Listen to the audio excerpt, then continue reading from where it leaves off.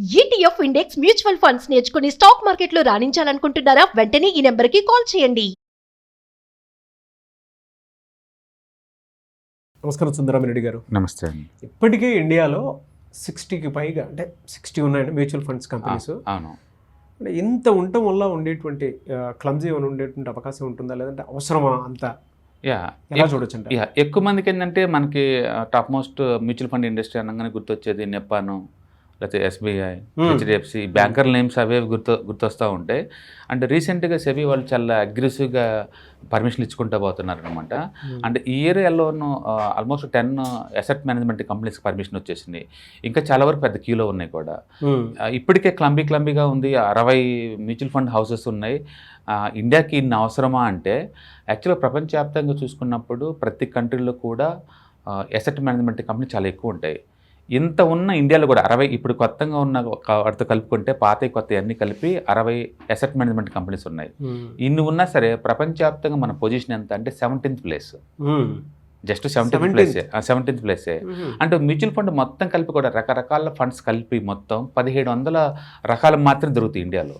Okay, అన్ని mutual fund దగ్గర కలిపి 1700 వెరైటీలు దొరుకుతాయి అంతే. ప్రొడక్ట్స్ మొత్తం కలిపి అనమాట. మ్యూచువల్ ఫండ్ స్కీమ్స్ అనుకోవచ్చు మనం. మీరు కనుక బ్రెజిల్ చూసుకుంటే 20,000 ఫండ్స్ ఉన్నాయి ఆడ.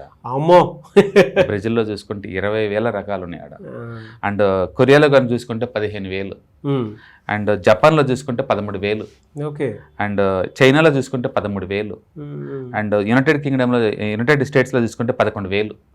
అంటే వేలే ఉన్నాయి. ఇండియాలో 1700 స్కీమ్స్ అండి ఉంది.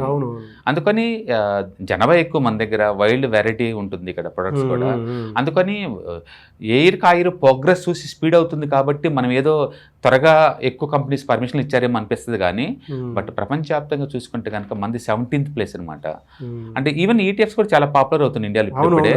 ఎన్నున్నా సరే మొత్తం ఇండియాలో ఉన్న మ్యూచువల్ ఫండ్ ఎన్ని అంటే ఇప్పుడు 360 ఉన్నాయండి. అమెరికాలో 4,500 ఉన్నాయి. అందుకని ప్రపంచంతో పోల్చుకుంటే మనం చాలా వెనకబడి ఉన్నామండి.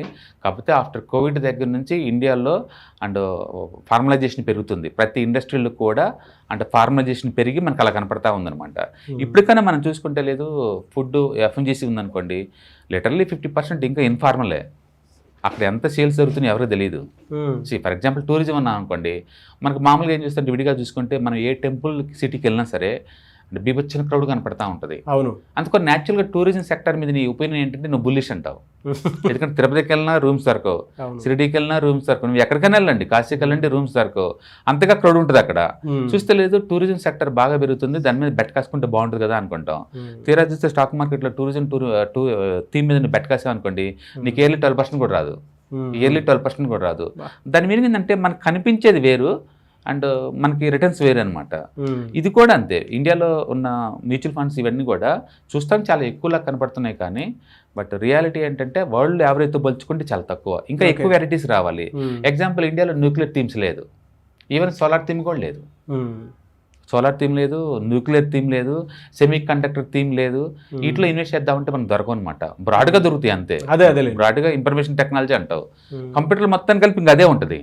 బట్ నువ్వు అమెరికాకి వెళ్ళావు అనుకోండి, కావాలంటే సెమీ కండక్టర్స్, ఏఐ స్టాక్ సపరేట్గా, అండ్ ఈ చిప్ మ్యానుఫ్యాక్చరింగ్ సపరేట్గా, అండ్ తర్వాత డేటా సెంటర్ సపరేట్గా, అండ్ హడూప్ లేదా డేటా అనాలిసిస్ కోసం సపరేట్గా, ఇలా పర్టికులర్ థీమ్స్ దొరుకుతాయి. బట్ ఇండియాలో ఛాయిస్ ఏం లేదు ఇప్పటికి కూడా.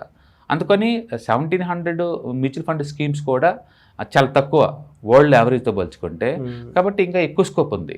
అంటే మోర్ ఓవర్ ఇప్పుడు ఎస్ఐపీలు పర్ మంత్ వచ్చేసరికల్లే దగ్గర 30,000 కోట్లు వస్తున్నాయి. నెక్స్ట్ 5 years కల్లా ఇది 50,000 కోట్లు దాటబోతుంది. ఇంత మనీ వచ్చినప్పుడు వాళ్ళకి wide variety of the choice ఇవ్వడం అనేది చాలా ఇంపార్టెంట్ అనమాట. అందుకని కొత్తగా ఎన్ని ఏఎంసీలు వచ్చినా ఇంకా there is scope is there. Performance బాగుండే వాటికి పబ్లిక్ ఎప్పుడు లైక్ చేస్తారు, ఇన్వెస్ట్ చేసుకుంటూ పోతూనే ఉంటారు. అందుకని మన కోవిడ్ కాడ నుంచి వచ్చిన పాస్ట్నెస్ చూసేసి మనం ఇంకా పీక్ లెవెల్కి వచ్చామో అనుకుంటున్నాం కానీ ఇండియాలో మ్యూచువల్ ఫండ్ ఇండస్ట్రీ కానీ లేదా ఫైనాన్షియల్ ఇండస్ట్రీ కానీ స్టార్టింగ్ స్టేజ్లో ఉందండి. ఇంకా పెద్దగా ఎవాల్యుయేట్ అవ్వలేదు అనమాట. ఎందుకంటే టోటల్ 11 కోట్ల మంది మాత్రమే స్టాక్ మార్కెట్లో లేదు. ఎందుకంటే 11 కోట్ల మంది మాత్రమే స్టాక్ మార్కెట్లో ఉన్నారు, ఇంకా ఎవరు రాలే ఇక్కడ పూర్తిగా. అందుకని చాలా పెద్ద స్కోప్ ఉంది. అందుకని బ్రెజిల్లో చూసుకుంటే మీరు మ్యూచువల్ ఫండ్ రకాలు 20,000 ఎక్కడ, ఇండియాలో ఉన్న 1700 స్కీమ్ ఎక్కడ. మనం 1700 స్కీమ్కి కన్ఫ్యూజ్ అవుతున్నాం అనుకుంటే అంటే వాళ్ళకున్న ఛాయిస్ ఎంత ఉందో చూడండి. అండ్ ఇండియాలో ఉన్న ఈటీఎఫ్స్ మొత్తం కలిసి 350 దాకా దాకా ఉంటాయి అంతే. దానికే మనం కన్ఫ్యూజ్ అవుతున్నాం అనుకుంటే అమెరికాలో 4,400 ఉన్నాయి, మరి వాళ్ళకి ఎలా ఉంటుంది? కాబట్టి ఇన్వెస్టర్స్కి రకరకాల ఛాయిస్లు ఇవ్వటం, వాళ్ళకి నచ్చిన హాట్ టీమ్లు ఇన్వెస్ట్ చేసుకునే ఛాయిస్ ఇవ్వటం అనేది వీళ్ళు ఇంపార్టెంట్ అనమాట. అందుకని ఈ మధ్య సెబీ వాళ్ళు ఏంటంటే కొంచెం మోడర్నైజ్ అయ్యారు, కొత్త కొత్త కంపెనీస్కి ఫాస్ట్గా పర్మిషన్లు ఇస్తూ ఉన్నారనమాట. అండ్ రూల్స్ కూడా అన్ని రీడిఫైన్ చేసుకుంటూ వస్తున్నారు. ఒకప్పుడైతే కేవలం మ్యూచువల్ ఫండ్సే ఉండే ఇన్వెస్ట్మెంట్కి, ఇప్పుడు మ్యూచువల్ ఫండ్సా, మళ్ళీ 10 లక్షలు పెట్టే కెపాసిటీ ఉన్న వాళ్ళకి ఎస్ఐఎఫ్, మళ్ళీ ఇప్పుడు రీసెంట్గా mutual funds only PMS start అవుతుంది, అదే మళ్ళీ పిఎంఎస్, మళ్ళీ తర్వాత ఏఎఫ్ అంటే క్యాట్ 1, క్యాట్ 2, కేటగిరీ 3 ఈ 3 వస్తున్నాయి. ఇట్లా రకరకాల ప్రొడక్ట్స్ తోటి సెబీ వాళ్ళు చాలా మోడర్నైజ్ అవుతున్నారు అనమాట. అందుకని ముందు రోజుల్లో ఇన్వెస్టర్స్కి అండ్ మోర్ చాయిస్ దొరికింది, ఏది ఇన్వెస్ట్మెంట్లు కావచ్చు, థీమాటిక్ కావచ్చు, ఈటీఎఫ్స్లో కావచ్చు, కొత్త కొత్త ఫండ్ హౌస్లు కూడా. ఇవాళ రేపట్లో ప్రతి బ్రోకరేజ్ కంపెనీ కూడా ఒక ఏఎంసీ కంపెనీ. జిరుదా వాళ్ళు వచ్చేసారు ఏఎంసీలోకి, ఇంతకుముందు బ్రోకర్ కంపెనీ. అలాగే గురో వాళ్ళు వచ్చారు, ఇంతకుముందు అది బ్రోకర్ కంపెనీ, ఇప్పుడు ఏఎంసీ కంపెనీ. అలాగే ఏంజెల్ వన్ వాళ్ళు వచ్చారు. అందరు ఇండియాలో ఉన్న లీడింగ్ బ్రోకరేజ్ అందరూ కూడా ఏఎంసీ కంపెనీకి వస్తున్నారు. ఇండియాలో ఉన్న అన్ని బ్యాంకర్స్ కూడా ఏఎంసీలోకి వస్తున్నారు. ఇవి కాకుండా మళ్ళీ పిఎంఎస్ సర్వీసులు కూడా ఈ మధ్య ఏఎంసీ స్టార్ట్ చేస్తున్నారు. అందుకని మనం చూస్తుంది ఇప్పుడు స్టార్టింగ్ స్టేజ్ అండి. ముందు రోజుల్లో ఇండియాలో ఫార్మలైజేషన్ పెరుగుతుంటుంది కాబట్టి ఎప్పుడైతే ఎక్కువ మంది ఈ డిజిటల్ మనీని వాడుతుంటారో యూపీఐ, వాళ్ళందరూ కూడా మార్కెట్లోకి వచ్చేస్తుంటారు మోరల్లెస్. కాబట్టి మోర్ ప్లేయర్స్కి స్కోప్ ఎక్కువ ఉంది ఇక్కడ, కాబట్టి ఇన్వెస్టర్కి ఎక్కువ ఛాయిస్ ఉంది. Thank you so much. Hi, markets చాలా వాలటిలిటీ ఉన్నాయని భయపడుతున్నారా? మార్కెట్ ఆల్ టైమ్ హైలో ఉందని దూరంగా ఉండాలనుకుంటున్నారా? ఏది రైట్ టైం మార్కెట్లో ఎంటర్ అవడానికి, ఏది బెస్ట్ టైం మార్కెట్లోంచి బయటకు పోవడానికి తెలుసుకోవాలనుకుంటున్నారా? మార్కెట్లో mutual funds, ETFs, index funds ద్వారా మనీ మేక్ చేద్దాం అనుకున్నారా?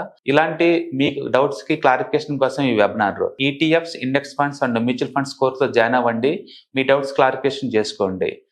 Every month Saturday, Sunday and Monday conduct చేసే ఈ కోర్సులో మీకు ఈటీఎఫ్స్ అంటే ఏంటి, ఇండెక్స్ ఫండ్స్ అంటే ఏంటి, మ్యూచువల్ ఫండ్స్ అంటే ఏంటి, different type of ETFs, index funds, mutual funds అంటే ఏంటి, ఇందులో ఇన్వెస్ట్ చేయడం ద్వారా లాంగ్ టర్మ్ లో వెల్త్ ఎలా క్రియేట్ చేసుకోవాలా, షార్ట్ టర్మ్ లో ఎలా వెల్త్ క్రియేట్ చేసుకోవాలా, ఎనీబడి కెన్ ట్రేడ్ ప్రోగ్రామ్ ఎలా పార్టిసిపేట్ చేయాలా, ఇలాంటి అన్నిటికీ మీకు ఆన్సర్ దొరుకుతుంది. కాబట్టి మీకు ఎవరికన్నా ఇలాంటి వాటిలో వెల్త్ క్రియేట్ చేయాలని కనుక ఇంట్రెస్ట్ కనుక ఉంటే కింద స్క్రోల్ అవుతున్న నెంబర్ కి కాల్ చేయడం ద్వారా మీ సీట్ని బుక్ చేసుకోండి. Thank you.